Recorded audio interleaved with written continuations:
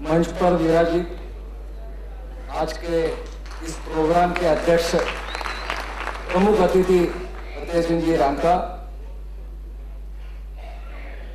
मंच पर विराजित सभी अतिथिगण और मेरे प्यारे शराब भाइयों, गत 17 दिन से हम हमारा कारोबार बंद करके आज ये बंद पाल रहे हैं और आज भी हमारी परिस्थिति ऐसी है कि हम कितने दिन ये बंद चलाएंगे इसका हमें कोई अंदाजा नहीं है। यहाँ मेरे पहले के वक्ताओं ने बिल्कुल सही ढंग से बताया है कि हमको ये एक्साइज ड्यूटी नहीं चाहिए। उसकी क्या तकलीफें होती है काफी आपको भी मालूम है।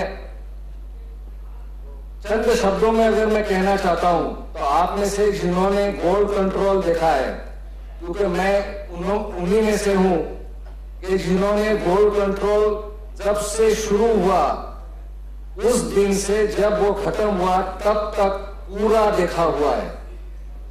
और मैं आपको इतना ही कहूंगा कि गोल्ड कंट्रोल के दौरान हमारे धंधा का उतना खतरा नहीं था, उससे कई गुना आज ये खतरा हमारे सामने है।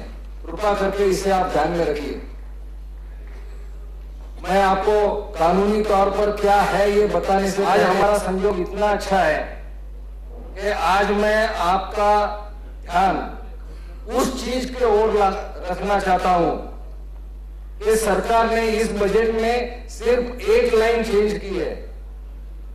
वो लाइन चेंज की है कि ब्रांडेड ज्वेलरी को अभी उन्होंने पहले ब्रांडेड ज्वेलरी को 1/3/2011 से एक्साइज ड्यूटी थी, उसकी जगह आर्टिकल्स ऑफ ज्वेलरी को उन्होंने ड्यूटी लगा दी।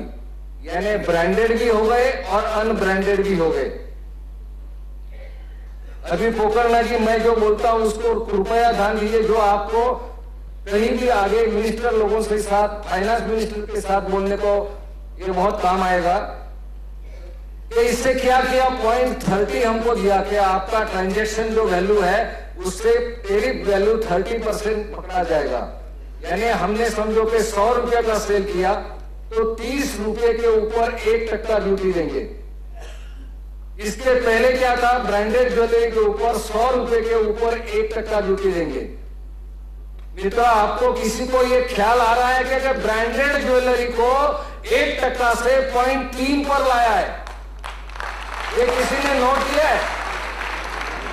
यानी ये ब्रांडेड ज्वेलरी जो बनाते हैं उन्होंने अपना टैक्स 70% कम किया है और जिनके ऊपर टैक्स नहीं था, जो अनब्रांडेड ज्वेलरी बना रहे थे, उनके ऊपर 30.30 टैक्स लगाया है। क्या इसका नतीजा है? एक और कल जो बात सीएनबीसी में कही गई है कि टाइटन को डायरेक्ट इंपोर्ट का लाइसेंस दिया गया है। इसका मतलब क्या है? ये क्या बढ़ाना चाहते हैं? ये बढ़ाना चाहते हैं कि एक रूफ के नीचे जो पूरा मैन्युफैक्चरिंग करेंगे, शायद फॉरेन डायरेक्ट इन्वेस्टमेंट उसमें हो जाएगी, या जो सबसे बड़े कारखानदार है, इंडस्ट्री है, सिर्फ उनके लिए ये सरकार कानून बना रही है। और मित्रों, उनके लिए वो कुछ भी मदद करे। हमारी दुख ये है कि आज लाखों, मैं तो ये कहता हूं कि 50 लाख से भी ज्यादा आज बंगाली कारीगर है। ये इतना पुराना, सदियों से पुराना ये जवेरात का धंधा है। ये धंधे के ऊपर ये संकट है और आने वाले दिनों में मैं आगे आपको प्रावधान बताऊंगा। अगर ये ऐसा ही रहा, एक्साइज ड्यूटी ऐसी ही रही, भले किसी भी फॉर्म में रहे, तो मैं दावे के साथ कह सकता हूं, as an advocate, as an 28 साल गोल्ड कंट्रोल की प्रैक्टिस किया हुआ और खुद का जवेरात का धंधा है, ऐसा आदमी आपको कह रहा है कि एक दिन भी आप धंधा नहीं कर सकेंगे, एक दिन भी। कृपया इसको सीरियसली लीजिए। आप सिर्फ इतना मत कहिए कि हम आंदोलन करेंगे, उनके पास जाएंगे और उनको पीछे लेना पड़ेगा। मित्रों, अपना ये लड़ाई है, ये बहुत मुश्किल लड़ाई है, क्योंकि सरकार के पीछे टाइटन, रिलायंस जैसे बड़े लोग उनको बेनिफिट के लिए खड़े हैं और आपको उनसे टकराव लेने का है। इसलिए मैं ये मीटिंग द्वारा आपको जाहिर करना चाहता हूं कि पूरी एकता के साथ पूरा रोल बैक नहीं होवे तब तक अपना आंदोलन आगे चलना चाहिए। और अगर कहीं भी हम चूक गए, कहीं भी, तो ये समझो कि पूरी जिंदगी के लिए सेंट्रल एक्साइज आएगा। और आप में से मैं दावे के साथ, मैं प्रैक्टिस भी करता हूं, मेरा खुद का धंधा है, एक भी आदमी जिस तरह से अपना कारोबार चल रहा है नहीं कर सकेंगे। छोटा सा उदाहरण देता हूं, फिर मैं इसके प्रोविजन के पास आता हूं।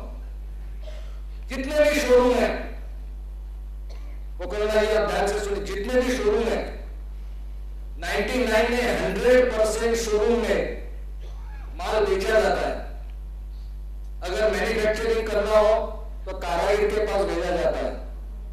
आप अपनी मिसेस के साथ, आपका मंगलसूत्र खराब हुआ है और आ जाइए, और उसकी तार टूटी है, बहुत बड़े दुकान में तो एक आध दूसरा कारीगर रिपेयरिंग का रहता है, लेकिन वो किसी के आर्टिजन के पास, कारीगरी के पास रिपेयरिंग के लिए भेजा जाता है। क्या एक्साइज में ऐसा रोल है? हम व्यापारी ऐसा क्यों करते हैं? क्योंकि हमको इमीडिएट सर्विस उसको देनी है कस्टमर को, और वो सर्विस के पीछे आज एक्साइज अगर हमको लगा तो आपकी इनवॉइस के बिना आप दुकान में से माल नहीं हटा सकोगे, एक दिन भी आप धंधा नहीं कर सकोगे।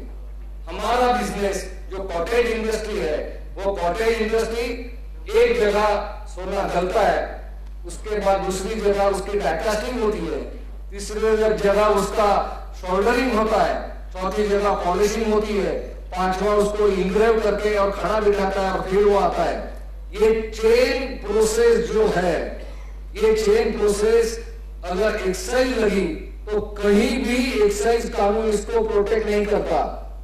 एक्साइज कानून तो ऐसा कहता है कि आप जिसको पास भेजेंगे उसके पास से वापस तुम्हारे पास आ गया, और ये अंडरटेकिंग दे दिया कि जिसको पास भेजा है वो हमको बिना ड्यूटी भरे तभी दे सकता है जब हम डिक्लेयर करेंगे कि वो टैक्स की जिम्मेवारी हमारी रहेगी। ये कानूनन जो प्रक्रिया है, ये प्रक्रिया हमको सिर्फ कानून प्रक्रिया के लिए विरोध नहीं है, इससे हमें हमारा धंधा सरकार को उड़ाने का है।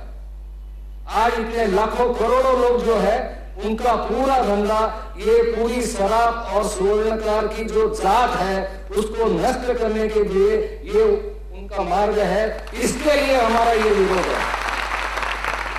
और एक बात हम यहाँ ये पकड़ना जी, उनके द्वारा आप सरकार से पूर्ण रूप से कहिए कि एक्साइज ड्यूटी 0.30 चाहिए तो कोई हमारी दिक्कत नहीं है। 0.30 एक्साइज ड्यूटी आज देखिए कि हिंदुस्तान में हर जगह वैट है, हर प्रांत का वैट है, उसके वाउचर्स है, उसके रिटर्न्स है, सभी कुछ है। आपको 0.30% चाहिए ना, जितना भी हमारा सेल्स टैक्स का वाउचर है उसमें 0.30 एक्साइज ड्यूटी बढ़ा दीजिए, मैटर खत्म कर दीजिए। सरकार से निवेदन कीजिए कि हमारा कोई उसको विरोध नहीं है।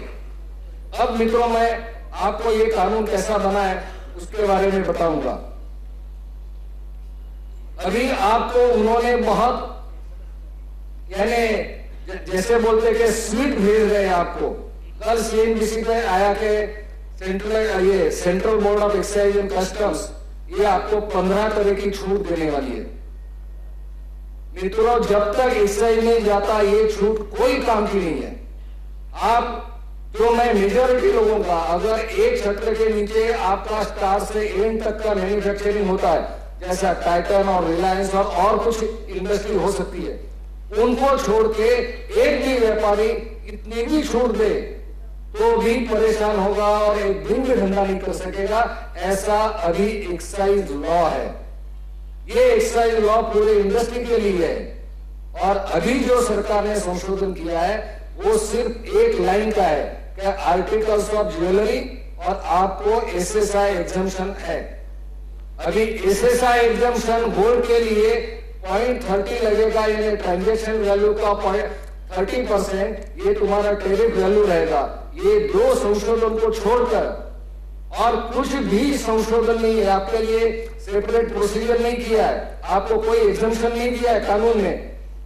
इसका मतलब आपको एसएसआई के जो रेगुलर कानून है वो सबको फॉलो करने पड़ेंगे, सबको पालन करने पड़ेंगे। और वो क्या है, तो अभी आपको 1/4 यानी कल परसों से जो हमारा फाइनेंशियल ईयर शुरू हो रहा है उसके लिए रजिस्ट्रेशन किसको जरूरी है कि जिसका गए साल में यानी 11-12 के साल में अगर 5 करोड़ से कम टर्नओवर है, टर्नओवर यानी मैं सिर्फ रिलायंस सेल्स के बारे में यानी जावक बोलते हैं जिसको, क्लियरेंसेस बोलते हैं एक्साइज के भाषा में, जिसका 5 करोड़ से कम है उसको रजिस्ट्रेशन की जरूरत नहीं। आप सब इसी ख्याल में रहेंगे कि ठीक है 5 करोड़ तक तो हम कर सकते हैं, कृपया उसके डिटेल्स में भी देखिए। अगर आपका 60% जब भी टच होता है तो आपको डिक्लेरेशन एक्साइज को देना है, मेरी बात सुनिए। और ये डिक्लेरेशन देने के बाद आपको जो भी आप वाउचर, एक्साइज के वाउचर नहीं आपके रेगुलर है, वो एक्साइज के वाउचर के ऊपर समझो कि आज के दिन आपने 10,000 रुपए की चीज बेची, पहला बिल, दूसरा बिल 1 लाख रुपए की चीज बेची, तो दूसरे बिल के ऊपर प्रोग्रेसिव टोटल आपको देना जरूरी है। इसका मतलब है कि पहले 10,000 बाद में के 1 लाख हो गए, बिल 1 लाख का ही बनेगा, लेकिन प्रोग्रेसिव टोटल के उधर 1,10,000 लिखना पड़ेगा। यानी 50 बिल गए तो उसकी प्रोग्रेसिव जो टोटल है 91 बिल के जो भी सेल फिगर होगी वो 50 की टोटल प्लस 51 की, ऐसा प्रोग्रेसिव टोटल हर बिल के ऊपर आपको लिखना पड़ेगा, कृपया समझ लीजिए। दूसरी बात कि अगर आप एक्साइज में लाइसेंस ले लिया तो आपको ड्यूटी अभी अनब्रांडेड के ऊपर भी है। अनब्रांडेड ज्वेलरी के साथ अगर प्राइमरी है तो प्राइमरी गोल्ड को ड्यूटी नहीं है। यहां थोड़ी देर पहले मनी लेंडिंग का जिन्होंने जिक्र किया, सवाल यह है कि जिसके ऊपर ड्यूटी है वो जिस जगह में है उस जगह में दूसरा कोई भी माल अगर हो तो उसका भी अकाउंट आपको देना पड़ेगा। यानी प्राइमरी के ऊपर ड्यूटी नहीं है, ये आपको उसका अकाउंट नहीं रखने के लिए नहीं चलेगा, आपको उसका भी अकाउंट रखना पड़ेगा। कृपया ये बात आप अच्छी तरह से ध्यान रखिए। और तीसरी बात कि 5 करोड़ के ऊपर आपका अगर टर्नओवर हो गया तो मैं ट्रांजैक्शन वैल्यू बोल रहा हूं, टेरिफ वैल्यू नहीं बोल रहा हूं। यानी हम हमारे इनवॉइस में जो लिखते हैं बिल सेल फिगर, वो अगर आपका 13 करोड़ तक, जिसकी टेरिफ वैल्यू 400 करोड़ है, 4 करोड़ है, वहां तक पूरे साल में सीमित है, तो आपको 13-14 के लिए 5 करोड़ का वापस एग्जम्पशन मिलेगा। लेकिन 13 करोड़ एक्सीड हो गए तो 1 रुपए का भी एग्जम्पशन नहीं मिलेगा। 13-14 के लिए वापस 1 रुपए से आपको ये ड्यूटी भरना पड़ेगा। कृपया ये कॉम्प्लिकेशन समझ लीजिए। और दूसरी एक जो कॉम्प्लिकेशन हो चुकी है लेकिन हम सोए हुए हैं, वो कॉम्प्लिकेशन की ओर मैं आपका ध्यान बढ़ाना चाहता हूं, और वो हिसाब से ये रोल बैक कितना जरूरी है वो आप समझेंगे कि अभी 1/4/2012 के आगे की बात कर रहे हैं, जिसके लिए हम ये ट्रांजैक्शन वैल्यू का टेरिफ वैल्यू में कन्वर्शन करते हैं। लेकिन ये एक्साइज ने जो नोटिफिकेशन दिया है उन्होंने लिखा है कि 2012 और 13 के लिए गए साल का जो टर्नओवर है उसके लिए ये टेरिफ वैल्यू और ट्रांजैक्शन वैल्यू है। लेकिन 17 तारीख जिस दिन ये नोटिफिकेशन आया, 17 मार्च को, 17 मार्च से 31 मार्च तक आपको ये टेरिफ वैल्यू और ट्रांजैक्शन वैल्यू अवेलेबल नहीं है। कृपया ध्यान में रखिए। क्योंकि वो एक्साइज जैसे कानून कहता है कि जिस फाइनेंशियल ईयर के लिए आप कार्य कर रहे हैं उसके पहले साल के ट्रांजैक्शन के ऊपर तुम्हारी लायबिलिटी निर्भरित है। इसलिए ये 14 दिन के लिए 2010-11 का टर्नओवर लिखा जाएगा, गिना जाएगा, और उसमें अगर ये मर्यादा में आप आ गए तो आपको लाइसेंस लेने की जरूरत थी। इसीलिए 17 तारीख के बाद जिन्होंने कुछ भी नहीं किया है वो फिर भी बहुत सेफ है। सुनिए मेरी बात, 17 तारीख के बाद जिसने कोई भी ट्रांजैक्शन नहीं किया है वो अन्य लोगों से काफी सेफ है, लेकिन 17 तारीख के बाद अगर जो ट्रांजैक्शन होता है वो ट्रांजैक्शन के लिए 10-11 का टर्नओवर गिना जाएगा। और एक छोटी सी बात मैं आपको कहना चाहता हूं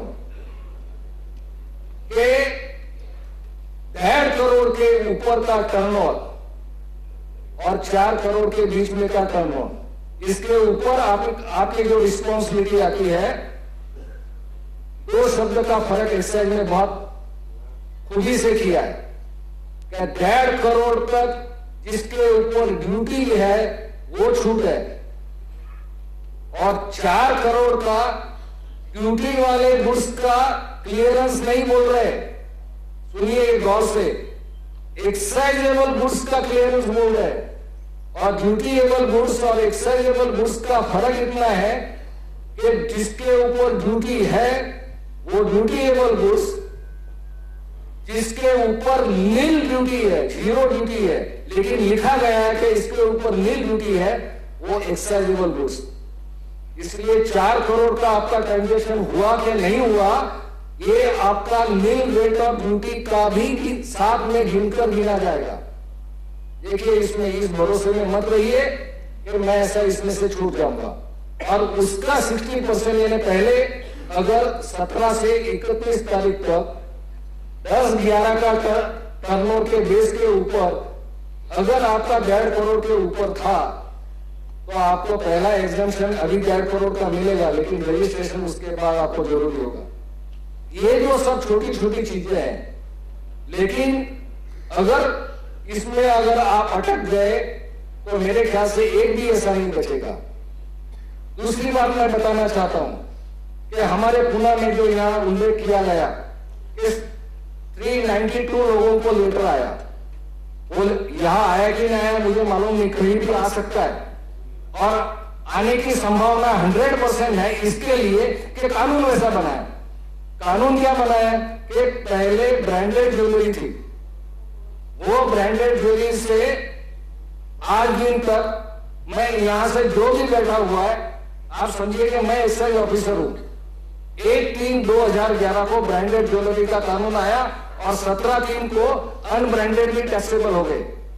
ये बीच का जो पीरियड है वो समय में आप जो कर रहे थे वो ब्रांडेड थी का नहीं थी, ये आपका मुंह देख के कोई डिसाइड नहीं कर सकता। इसीलिए अगर कानून रहा तो हर एक के पास इंक्वायरी होगी कि 1/3/11 से 17/3 तक आपकी ब्रांडेड ज्वेलरी क्यों नहीं पकड़ी जाए, और अगर ये ब्रांडेड ज्वेलरी नहीं है तो आपको कहना पड़ेगा मैं ब्रांडेड ज्वेलरी का नहीं था, तभी जाके आपको ये छूट मिलेगी कि 17/3 से अनब्रांडेड खाली है वही टैक्सेबल है। नहीं तो देखिए एक्साइज वाले आज 1/3/2011 से ऐसा प्रिज्यूम कर रहे हैं कि आप सभी ब्रांडेड ज्वेलरी के भी बेचने वाले थे। मैं फतेह सिंह जी साहब का शुक्रिया अदा करता हूं कि इन्होंने काफी मेहनत की, और जो जिसको यहाँ नोटिफिकेशन 7114 में एक छोटी सी लाइन ऐड की हुई है, and identity put by jeweller और by the job worker commonly known as house mark shall not be considered as brand name. ये हमारे लिए बहुत सुविधा की है, लेकिन ये आपको कहना पड़ेगा कि मेरी ब्रांडेड ज्वेलरी ये पीरियड में सेल नहीं था तो आप एंटाइटल होंगे। मैं सिर्फ इतना ही कहना चाहता हूं कि पूरा डायरेक्शन सरकार का जिस तरह से चल रहा है, जिस तरह से हमको यहां इसमें रोंदा गया है, न आप धंधा कर सकेंगे, हैरान होंगे। और ये सब उनको इसके लिए करना है कि जो ब्रांडेड ज्वेलरी के बहुत बड़े प्लेयर्स हैं उनको सपोर्ट करने की सीधी सीधी ये राजनीति है। मैं पोकरना जी से अपील करूंगा कि हमारा बड़े लोगों से कोई तकरार नहीं है, आप जितना भी चाहते हैं उनको मदद कीजिए, लेकिन ये करोड़ों लोग जो डेली यहाँ काम करते हैं, काम करके जो पैसा मिलता है उसके ऊपर उनकी गुजरान होती है, उनके पीछे क्यों पड़े? और उनके पीछे अगर 0.30 से ही आपको लाभ लेना है तो लगा दीजिए हमारे सेल्स टैक्स के वाउचर्स है, सेल्स टैक्स से इनवॉइस है, उसके ऊपर 0.30 एक्साइज ड्यूटी का लेवी और खत्म कीजिए सब मामला। मैं कहता हूं कि काफी वक्तों को ये बोलने का है, मैं एक्साइज छोड़ के और कोई सब्जेक्ट पे यहाँ बोलने वाला नहीं हूँ। फतेह चंद जी के साथ और काफी सब्जेक्ट है वो बोलेंगे, और इसके बाद अगर किसको कोई जरूरत पड़ी एक्सप्लेनेशन की तो वो भी मैं लूंगा, लेकिन हमारा उद्देश्य कंप्लीट रोल बैक और सेंट्रल एक्साइज ड्यूटी यही होना चाहिए। धन्यवाद। आज हमारे बीच उम्मीद की नई किरण, नई जागृति लेकर आज इस सदन पटल पर सुशोभित हैं हमारे कुशल वक्ता, कुशल नेता और सबसे बड़ी बात कुशल रणनीतिकार, महाराष्ट्र राज्य सराफा महामंडल के अध्यक्ष श्रीमान फतेह चंद जी राका। जोरदार तालियां। मैं सदन की ओर से आपको आमंत्रित करता हूं कि वे कृपया यहां पर आए और अपने विचारों से इस आंदोलन को नई गति दे, नई प्रगति दे और नई राह का सृजन करें। धन्यवाद। श्रीमान फतेह चंद जी राका। व्यापारी विकास एसोसिएशन के अध्यक्ष चेयरमैन श्रीमान गिसुलाल जी जैन, अध्यक्ष श्री फूलचंद जी चौहान, महाराष्ट्र राज्य सराफ महामंडल के सचिव श्री नितिन जी अश्विकर, व्यापारी विकास एसोसिएशन के सचिव अशोक जी चोपड़ा, उपाध्यक्ष अशोक जी जैन, मेरे साथ पुणे से आए हुए महाराष्ट्र राज्य सराफ मंडल के पूर्व उपाध्यक्ष श्रीमान गिसुलाल जी सोलंकी, मुंबई विभाग के ज्वाइंट सेक्रेटरी श्रीमान वसंत बिरावत, यहाँ पर ठाना जिला से आए हुए उपाध्यक्ष श्रीमान अनिल वागाड़कर, उपाध्यक्ष नांदेड़ परवनी के श्रीमान सुधाकर जी टाक, अभी जिन्होंने पत्र किया वो एमएलए श्री ओम प्रकाश जी पोकरना जी, यहाँ पर उपस्थित सभी पत्रकार बंधु, यहाँ पर आए हुए सभी होलसेल रिटेल एसोसिएशन के सभी पदाधिकारी और आज इस भारी संख्या में उपस्थित मेरे व्यापारी बंधुओं, सबसे पहले मैं व्यापारी विकास एसोसिएशन के सभी पदाधिकारी और उनके जो कार्यकर्ता हैं, 24 घंटे के अंदर एक सुंदर सभा का आयोजन किया, उसके लिए मैं उनका तहे दिल से शुक्रिया अदा करता हूं। अरे दोस्तों, जिन्होंने ये सुंदर आयोजन किया और जो आज एक स्त्री को आभूषण द्वारा सुंदर करते हैं, उसकी शोभा बढ़ाते हैं, उसी तरह आज इस व्यवसाय स्वर्ण व्यवसाय की सभा को सुशोभित करने की जो चेष्टा की है, मैं उसके लिए उनको सैल्यूट करता हूं। मैं मेरा वक्तव्य करने के पहले महाराष्ट्र राज्य सराफ महामंडल के सभी महाराष्ट्र के 444 एसोसिएशन के लाखों सदस्यों की ओर से आज मुंबई पुलिस ने जो हमारे कार्यकर्ता है, जिन्होंने हमारे हक के लिए कल रास्ता रोको किया, एक बड़ा आंदोलन किया, उसको अरेस्ट किया आज, उसके लिए मैं उनकी निषेध करता हूं, निंदा करता हूं। दोस्तों, अभी एमएस सोनी यहां से चले गए क्योंकि विनोद जी और मोहित जी को अरेस्ट करने की और उसके साथ और कई व्यापारियों को अरेस्ट करने का उनका षड्यंत्र चल रहा है, बहुत ही निंदात्मक है। अभी मैं एसएमएस टाइप कर रहा था होम मिनिस्टर को, आप उनको तुरंत छोड़ दिए, वो अधूरा रह गया, क्योंकि मेरी टर्न आ गई यहाँ पे। आप उन्हें तुरंत छोड़ दीजिए, ये हमारी भावना से मत खेलिए। अगर आप उनको अरेस्ट करेंगे तो पूरी महाराष्ट्र की भावना क्या हो जाएगी, इसका कोई अंदाज आप नहीं लगा। अरे दोस्तों, हम आपको कुर्सी पे बिठाते हैं, हम हमारा वक्त देकर हम आपको वोट देते, आपको चुन के लाते हैं, मगर हमारे ये दो हाथों में इतनी ताकत है कि इस कुर्सी के चार पांव कब भी काट सकते और आपको नीचे उतार सकते। हमारे आंदोलन को आप आंदोलन को हम ऐसी तरह से तहस करने की कोशिश नहीं करना। आप जितना हमें छेड़ोगे, हम शांत मूर्ति हैं, हम शांत मूर्ति है, मगर हमें छेड़ने की कोशिश की तो हम इतने उग्र बन जाएंगे कि आपको दिन में और रात में भी तारे नजर आ जाएंगे।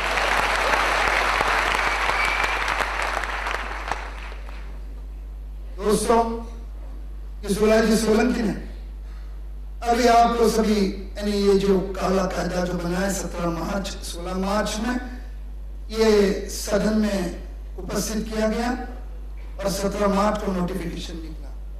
जैसे 25 में हम काला दिन, सुवर्ण नियंत्रण के कारण हम काला दिन मनाते थे। आपको याद ना हो तो कहूं, जब ये सुवर्ण नियंत्रण कायदा आया था तब महाराष्ट्र में से 35 सुवर्णकारों ने आत्महत्या की थी। कोई ताली नहीं बजाए।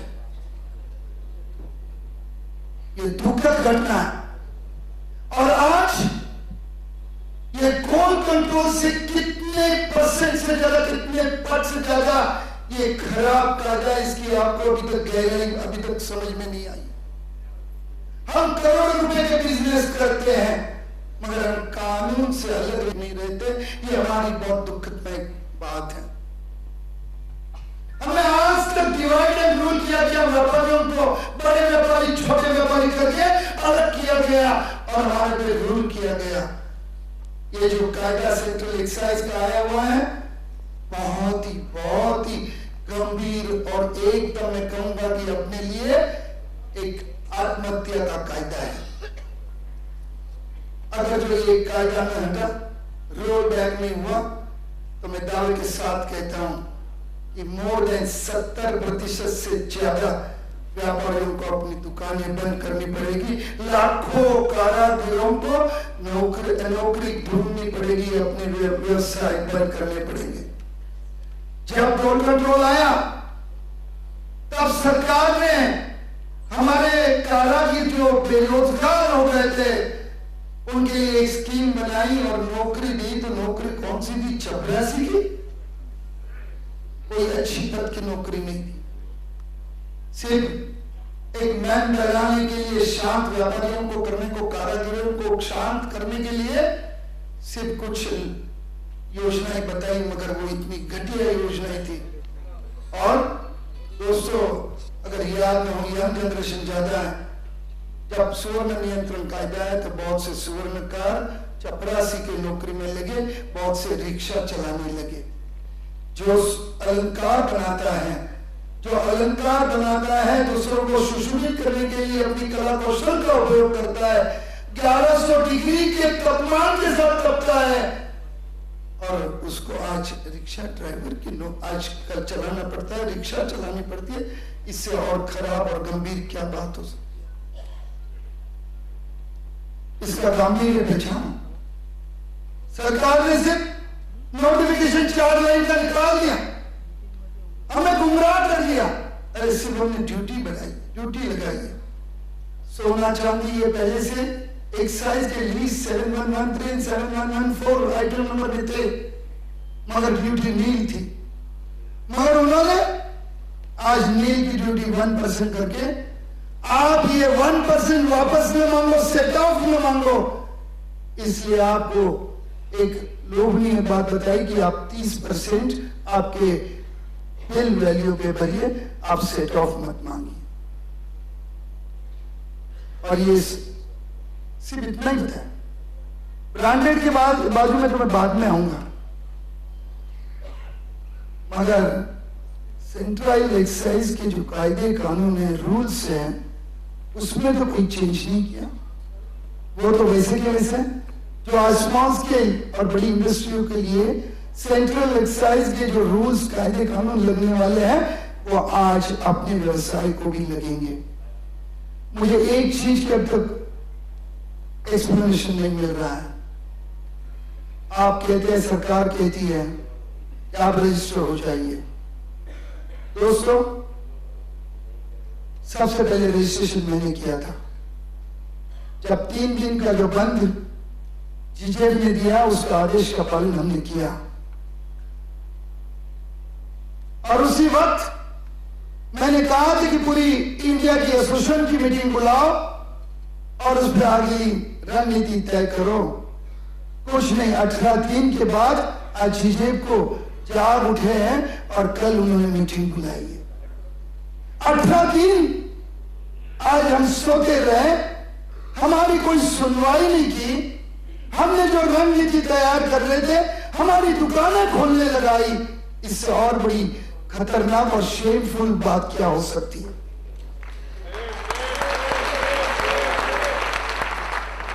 गुमराह करने के मैसेज भेजे गए, दुकानें खोलने के लिए कहे गए, कार्यकर्ता दुकानें खोलने लगा, मगर हमारे महाराष्ट्र के व्यापारी इतने मजबूत थे कि उन कार्यकर्ताओं को मीटिंग छोड़कर जाना पड़ा, उनकी किसी सुनवाई नहीं की। दोस्तों, सेंट्रल एक्साइज कायदा, मैं एक कहूंगा, कोई भी एसोसिएशन लो इस महाराष्ट्र में, आप मुझे फूट करके बताए तो मैं 1 मिनट में राजीनामा दूंगा। आज मुझे इतना आत्मविश्वास है।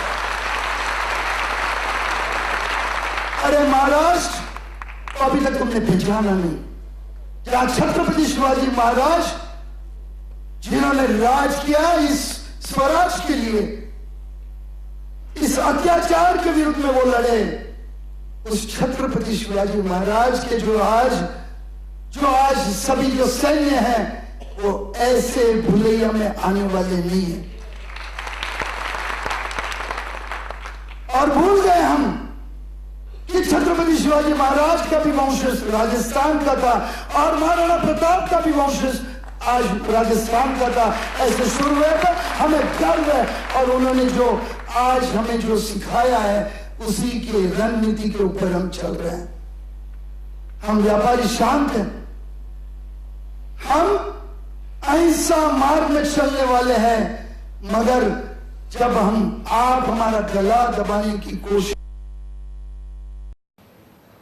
हम शांत बैठे हैं, इसका मतलब ऐसा नहीं है, क्योंकि हमें हमारे बिजनेस में सिखाया है, अगर सोना जब हम मेल्ट करते हैं तो 1100 डिग्री तक तपाना पड़ता है, और हम 0 डिग्री पे हैं। हम भी 1100 डिग्री तक जाना चाहते हैं, हम भी चले जाएंगे, और इस सरकार को मेल्ट करके बताने की ताकत हमारे में। दोस्तों, कायदा आपने सुना, इसकी प्रोविजन सुनी, इसमें आप गहरे से विचार कीजिए। आपको सिर्फ ड्यूटी नहीं, आप बहुत से व्यापारी, ट्रेडर और मैन्युफैक्चरर है। आप शॉपैक के लाइसेंस लेते हो, उसमें ट्रेडर एंड मैन्युफैक्चरर भी लिखा है। आप वैट रिटर्न में भी आप डिटेल देते हो। आप अगर तो ये कायदा और लाइसेंस लेना पड़ा तो ट्रेडिंग का स्टॉक और मैन्युफैक्चरिंग का स्टॉक और ओल्ड ऑर्नामेंट का स्टॉक आपको अलग अलग रखना पड़ेगा, अलग अलग रजिस्टर रखने पड़ेंगे। क्यों? मेरी 200 स्क्वायर फीट की अगर दुकान है और अगर मैंने लाइसेंस लिया तो मैं शोकेस कहां लगाऊं? तिजोरी में अनब्रांडेड और ब्रांडेड नहीं, अनड्यूटेबल और नॉन ड्यूटेबल एंड ड्यूटेबल का कैसे स्टॉक अलग रखूं? क्या मैं दुकान के 2 भाग करके अलग अलग रखूं? ये कैसे पॉसिबल है? और आपको अगर याद हो तो मैन्युफैक्चर करने के बाद ये इंडस्ट्री में जो मैन्युफैक्चर चीजें होती है उनकी संख्या, उनके आइटम्स लिमिटेड रहती है। उनके आइटम 5, 10, 15, 20, 25, 50 तक रहेगी, मगर हमारे इस धंधे में आइटम्स हजारों की संख्या में। हम हर एक पीस वाइज उसका अकाउंट कैसे रखेंगे, ड्यूरेबल पीस वाइज अकाउंट कैसे रखेंगे। इंडस्ट्री में अगर जाओ, जो चीज तैयार होती है उसके ऊपर मैन्युफैक्चरिंग बैच नंबर रहता है। कहां हमें छूट दी है, हम ऑर्नामेंट में कौन सा मैन्युफैक्चरिंग बैच नंबर लगाएंगे और कहां लगाएंगे। कानों की बालियां, बीड्स कैसे आइडेंटिफाई करेंगे। अगर हम आइडेंटिफाई नहीं कर पाए तो एक्साइज के ऑफिसर कहेंगे ये आपका एक स्टॉक है, आप आइडेंटिफाई नहीं कर सकते हो, हम नहीं कर सकते, मैं सीज करूंगा। अगर ये सीज हो गया, उनकी शो कॉज नोटिस, उनकी पेनल्टीज, उनके इंटरेस्ट, प्रोसिक्यूशन, ये सभी आ गए। अगर ये कायदा जो कंप्लीट ऐसा ही रह गया तो दोस्तों रोज एक केस बन सकती है हर एक व्यापारी पे। क्यों? हम ड्यूटी का तो विरोध नहीं कर रहे, हम तो ड्यूटी देते हैं और देना भी चाहते हैं। आपको इस सेंट्रल एक्साइज जाने के बाद कितने करोड़ का फायदा होने वाला है सरकार को? 150 से 200 करोड़, इससे तो ज्यादा नहीं। और 35,000 करोड़ की ये इंडस्ट्री है, और ये 35,000 करोड़ के जो आज 900 टन सोना हर साल इंपोर्ट होता है, उसमें तो एक कस्टम ड्यूटी आपको मिलती है। आपका अभी तक पेट नहीं बढ़ा। आपने 2% की, 4% की 100% बढ़ा दी, तो भी आप संतुष्ट नहीं है। आपका पेट कितना बढ़ा हमें तो मालूम पड़े। आपने इस 150-200 करोड़ के लिए आज लाखों शराबों को, स्वर्णकार को इस कानून के अंदर घसीट लिया। हम कहते हैं कि ये 30 पैसे जो ड्यूटी लगाई है, आप हमारे डायरेक्ट सेल पर, मैन्युफैक्चरिंग नहीं, ट्रेडिंग नहीं, पूरे बिजनेस के सेल पर लगा दीजिए। हम देने को तैयार, मगर सेंट्रल एक्साइज के काम में नहीं है। दोस्तों, सेंट्रल एक्साइज रजिस्ट्रेशन तो किया, चलो, क्योंकि मेरे पास आज 6 दुकानों में 700 लोग काम करते हैं, 700 जनों का स्टाफ है। आज मैंने पहले दिन पुणे में, मेरे ख्याल से महाराष्ट्र में पहले ही मैं रजिस्टर करने वाला रहूंगा। उनकी जब मेल आई, मैं समझा कि रजिस्ट्रेशन हो गया, नंबर आ गया, हो गया। मेल आई, उन्होंने 17 प्रकार के, 17 तरह के उन्होंने कागजात मांगे हैं। और सबसे खतरनाक चीज जो है, जिस प्रीमाइसेस में आप बिजनेस कर रहे हो, उस प्रीमाइसेस का आज map, location map with 4 boundaries, पूरब में क्या है, पश्चिम में क्या है, दक्षिण में क्या है, उत्तर में क्या है, कितने दरवाजे है, कितनी विंडोज है, कितने जाने के रास्ते, कितने स्टेयरकेस है, कितनी तिजोरी है, कितनी स्ट्रांग रूम है, ये सभी उनको चाहिए।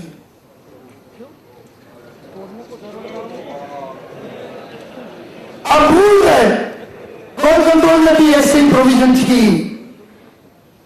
और ये प्रोविजन क्यों? ये तो छोड़ो, ये तो हुआ। आपके 3 नंबर चाहिए, 3 साल के रिटर्न चाहिए, वैट के रिटर्न चाहिए, इनकम टैक्स के रिटर्न चाहिए, हर पार्टनर का, हर डायरेक्टर का फोटो चाहिए, रेजिडेंशियल प्रूफ चाहिए, आपकी पार्टनरशिप का डीड चाहिए, मेमोरेंडम ऑफ आर्टिकल चाहिए, आपकी प्रीमाइसेस ओन हो तो उसके कागजात चाहिए, भाड़े से हो, रेंट से हो तो उसके कागजात चाहिए, आपके पैन कार्ड चाहिए। क्यों? क्यों हमें आप कारकुन क्लर्क बनाना चाहते हो? और ये होने के बाद दोस्तों, इससे और एक जो देखिए,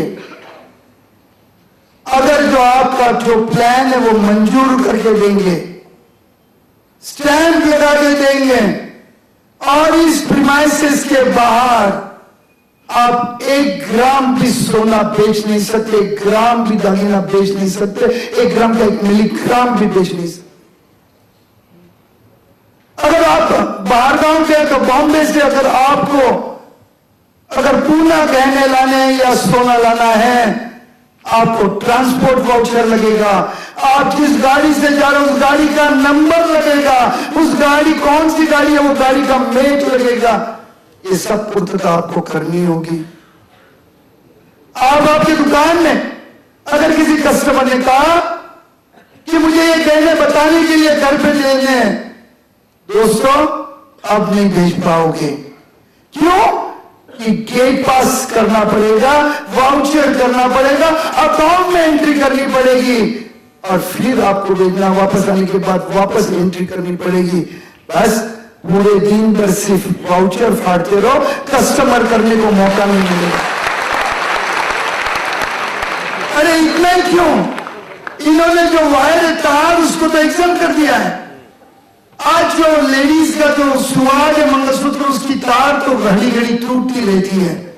वो रिपेयर को आगे तो ये नॉन टूटेबल तार टूटेबल पर लगाना, उसके लिए वाउचर आपको निकालना होगा। क्या चल रहा है? मैं किसी चीज अगर पॉलिश को भेजूं तो वाउचर निकालूं। अब तो ये अभी तक क्लियर नहीं हुआ है कि अगर जो मैं ओल्ड ऑर्नामेंट्स ग्राहकों के में नए ऑर्नामेंट करने के लिए, ये महाराष्ट्र में प्रथा है, पूरे इंडिया में प्रथा है, जूने ऑर्नामेंट्स के नए ऑर्नामेंट्स बनाने के। उन्होंने तो कहा है कि ओल्ड ऑर्नामेंट से नए ऑर्नामेंट तो एग्जेम्प्ट है, मगर ये कहना क्लियर नहीं है कि जब मैं लेता हूं तो उनका जो गहने आता है, मैं प्यूरिफिकेशन को भेजता हूं, उसका फॉर्म चेंज हो जाता है। प्यूरिफिकेशन आने के बाद मैं वो सोना नए दागिने बनाने देता हूं। नए दागिने बनाने के बाद मुझे उसमें एक्सेस सोना देना पड़ता है। बंगड़ी जोड़ बनाओ तो देर पर सोना देना पड़ता है, और वो बंगड़ी बनाने के आने के बाद मैं सोने से सोने बात करता हूं और सिर्फ मजदूरी लेता हूं। दोस्तों फॉर्म चेंज हो गया। कल तो ये ऑफिसर कहेंगे कि वही दागिने से आपने कहा बनाया, फॉर्म चेंज हो गया, दूसरे दागिने बनाए, आप इसके ऊपर एक्साइज ड्यूटी भरो। क्यों? कहां क्लियरिफिकेशन है? और एक बात और भी क्लियर नहीं है, जो हम आज आर्मी वालों के यहां जाके प्यूरिफिकेशन करते हैं तो क्या वो अलाउ है कि नहीं? कहां भी कायदे में नहीं है, कल तो नींद थी। अब उनके पास हम प्यूरिफिकेशन करते हैं कि नहीं, उनको प्यूरिफिकेशन के लिए लाइसेंस लेना पड़ेगा कि नहीं, ये भी क्लियरिफिकेशन नहीं। दोस्तों कितने बंधन हमारे इस पे डालो, कितने टैक्सेस आपने सोचा है? एक तो गत 2 वर्षों से देखो हमारा बिजनेस 30% से कम हो गया है। आज कितने परसेंट के टैक्सेस बनने वाले हैं? 2% तो कस्टम ड्यूटी, यानी 4% कस्टम ड्यूटी हो गई, 2% जो बढ़ाई, 1% यानी ये एक्साइज ड्यूटी लगा रहे हैं, 5% हो गए। 2 लाख के ऊपर अगर आप गहने या सोना कैश में बेचो तो 1% टीडीएस कट करना है, और चेक से पेमेंट आए तो टीडीएस नहीं करना। तो मुझे बताओ कि गवर्नमेंट ये हमें ग्वाही देगी कि जिसका चेक लिया वो बाउंस नहीं होगा?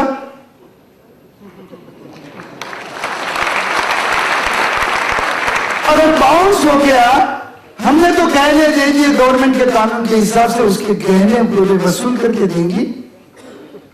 और ये दूसरा भाव क्यों? चेक से पेमेंट करे तो टीडीएस नहीं, और कैश पे पेमेंट करे तो टीडीएस 1%। क्यों? 1% एक्साइज ड्यूटी, 1% टीडीएस, और इन सभी के ऊपर 1% वैट। दोस्तों सेंट्रल एक्साइज का रूल है कि जो सेंट्रल एक्साइज ड्यूटी है उसके ऊपर भी वैट वसूल करना है। यानी वैट कितने परसेंट तक जाएगा? यानी 6% तो ऑलरेडी और इस पे बढ़ जाएंगे, यानी ये 7%। और लोकल हर एक जगह ऑक्ट्रा अलग अलग है, ये ऑक्ट्रा है, यानी मेरे हिसाब से 7 से 9, 7 से 10% ये रेट में बढ़ोतरी होने वाली है। आज अगर तो 3,000 रुपया पर 10 ग्राम पे बढ़ोतरी होती है, और जब ग्राहक सोना बेचने आएगा तो ये पहले 3,000 तो उसके कटेंगे, उसके बाद में परचेज का जो डिफरेंस है सेल परचेज का वो कम होगा, यानी कस्टमर को कम से कम 3,500 से 4,000 रुपया नुकसान होगा। कौन सा कस्टमर अपने पास आएगा गहने खरीदने के लिए? दोस्तों, आ रहा हूं उसी पर। हमने जब सेंट्रल एक्साइज के कमिश्नर के साथ बैठक की तब हमने सर्विस टैक्स के बारे में पूछा,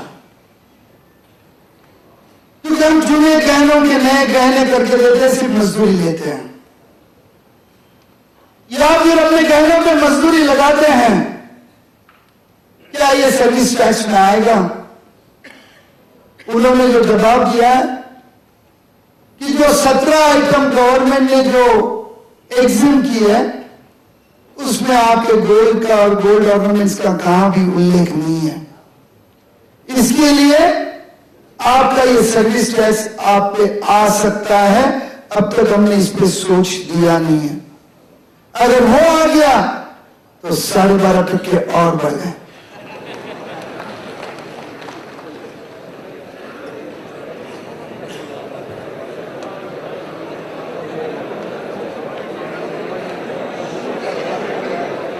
दोस्तों,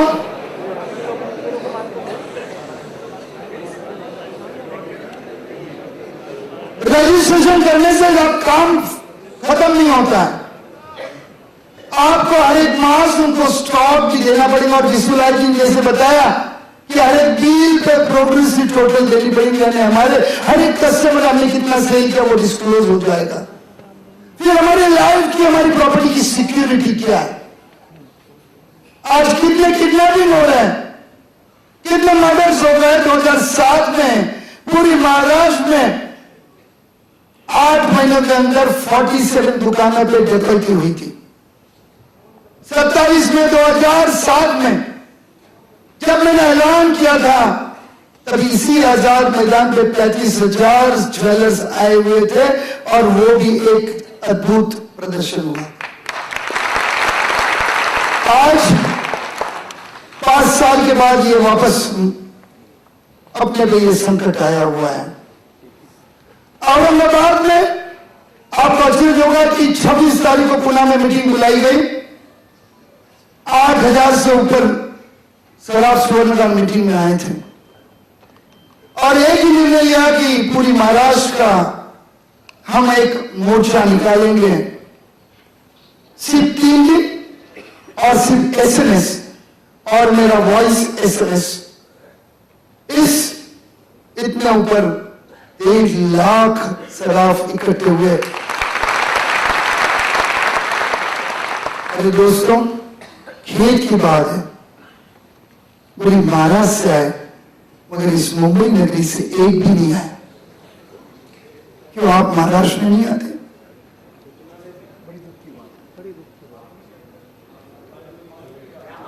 मालूम सबको था, यहाँ के सभी पदाधिकारियों को SMS से मालूम किया गया था, उनकी ड्यूटी थी सबको बताना। हर एक पदाधिकारियों को SMS से बताया गया था, उनकी ड्यूटी थी कि ज्वेलरों को इन्फॉर्म किया जाए। मगर खेत की बात है, उन्होंने उसको उचित नहीं समझा, इसका गांभीर्य, उसका जो इंपॉर्टेंस वो ने समझा, और अपने ज्वेलर्स को उससे अलग रखा। दोस्तों, अब तो कल की CNBC की न्यूज देखिए, 15 उन्होंने राहत करी। उन्होंने बताया, मैं दावे के साथ कह रहा हूं कि किसी दूसरे चैनल पे नहीं आ रहा, सिर्फ CNBC पे आ रहा, आपको गुमराह करने के लिए। क्यों? जब हम इतनी बड़ी उग्रता से आंदोलन कर रहे हैं, लाख लाख 1.5 लाख लोगों के हम मोर्चा निकाल रहे हैं, प्रेस कॉन्फ्रेंस ले रहे हैं, वीडियो वाले सब इलेक्ट्रॉनिक मीडिया वाले बड़ी संख्या में आके इंटरव्यू लेते हैं,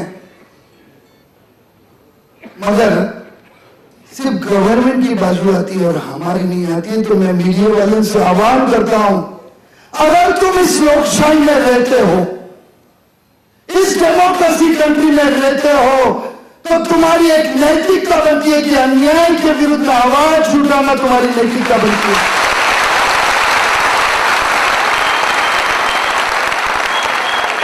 अगर तुम किसी दबाव के कारण अगर जो हमारी न्यूज नहीं देते हो, आम जनता की आवाज जनता तक नहीं पहुंचाते, हम भी एक जनता है, हम भी सिटीजन ऑफ इंडिया है।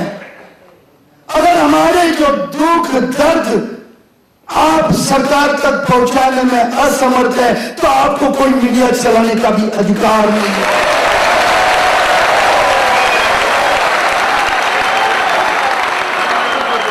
क्या आपको इतना हम जब बोलते हैं, हम जब आपको कहते हैं कि गवर्नमेंट स्मगलिंग जो 1970 में 80 में चलती थी, उस स्मगलिंग को वापस पुनर्जन्म देने की कोशिश कर रहे हैं, डॉन्स निर्माण करने की कोशिश कर रहे हैं। इन स्पाइट ऑफ दैट आप मीडिया वाले सोते हो, क्या आपको भी इस भारतवर्ष में स्मगलिंग वापस लाने की इच्छा है?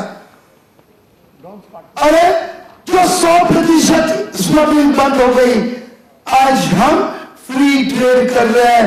जो 1990 में जब गोल्ड कंट्रोल उठा, तब पूना सिटी और पिंपरी में सिर्फ 285 शॉप्स थे।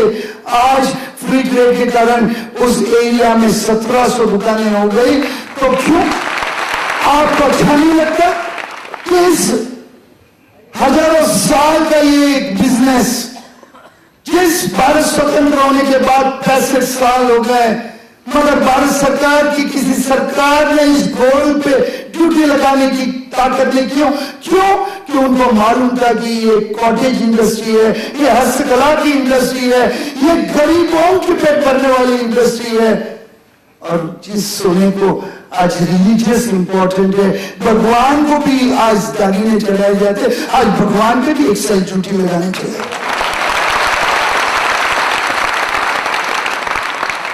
मैं मीडिया से विनती करता हूं, अगर तुम भारतीय हो, तुम लोकशाही के प्रेरक हो, तो उठो जागो और ये सोए वाले सरकार को आप नींद से उठाओ और ये काले कायदे को बढ़ाने के लिए मदद करो। दोस्तों,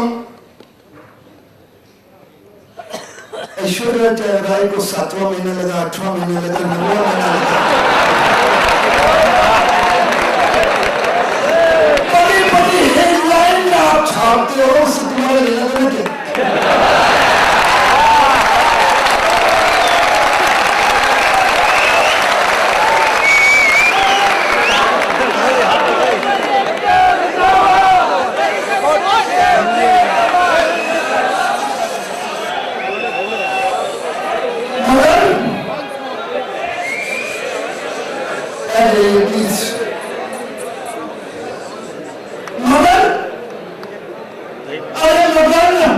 उसको बेटी हो गई, आप मेरे वाले खुश हो गए, मगर हमारे घर में आग लगी और पूरा परिवार कर रहा है, तब आपकी आंखें नहीं खुली।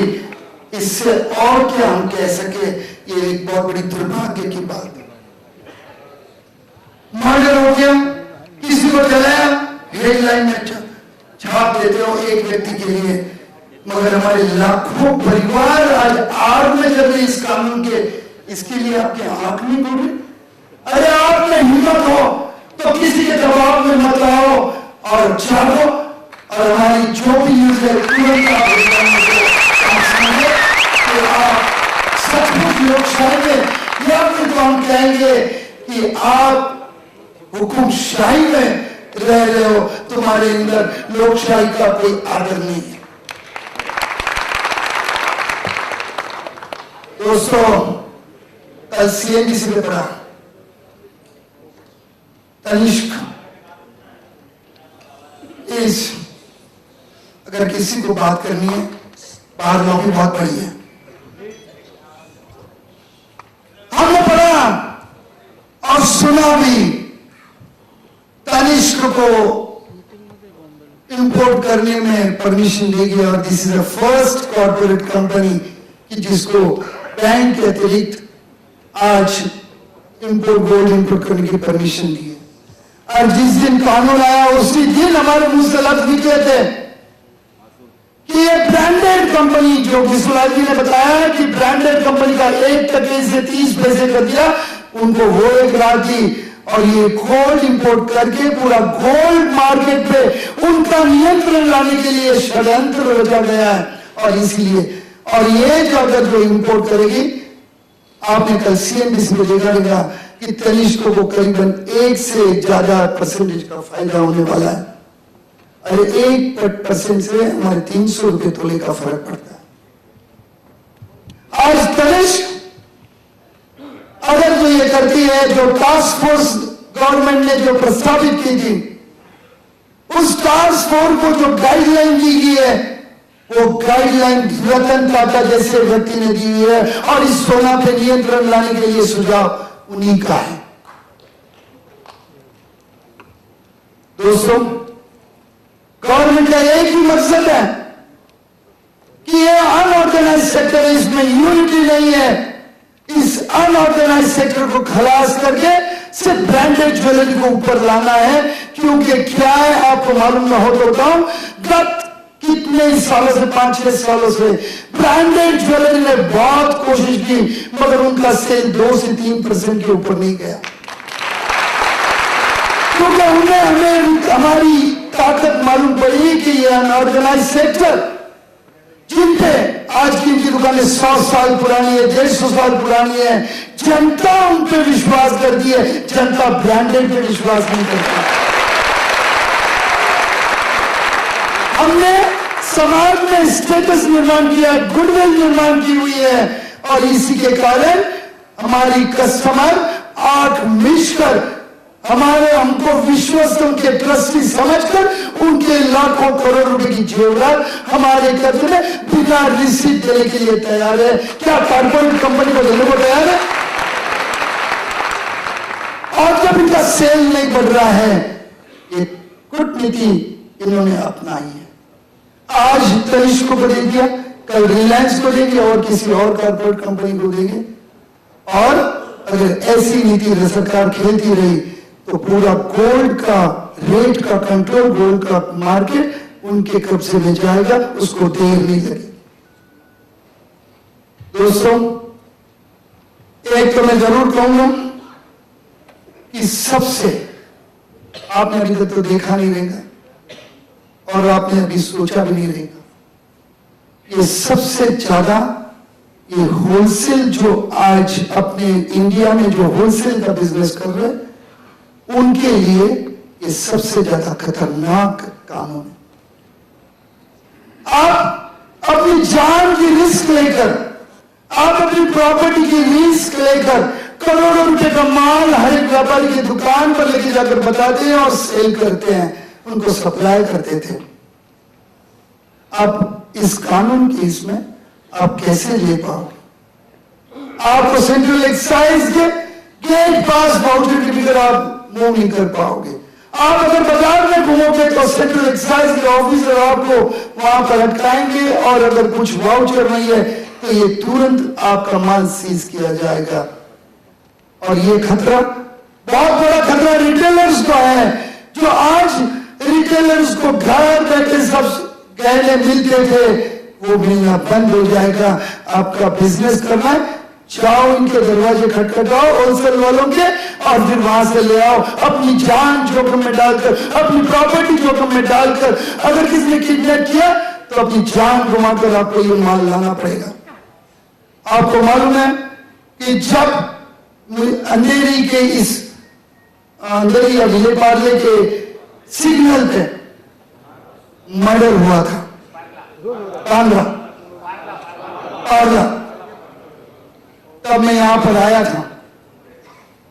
क्यों ऐसे मर्डर को हम आमंत्रित करना चाहते हैं? हमारे भी परिवार है। हम जब सुबह आज ऐसी पोजीशन अपनी बिजनेस की है कि हम सुबह जब दुकान से निकलते हैं तो हंसते हंसते हुए निकलते हैं, पर शाम को घर पे लौटेंगे कि नहीं, ये कोई गारंटी नहीं देता। आज मैंने जो 47 डिपोटी हुई है, हर एक प्लेस पे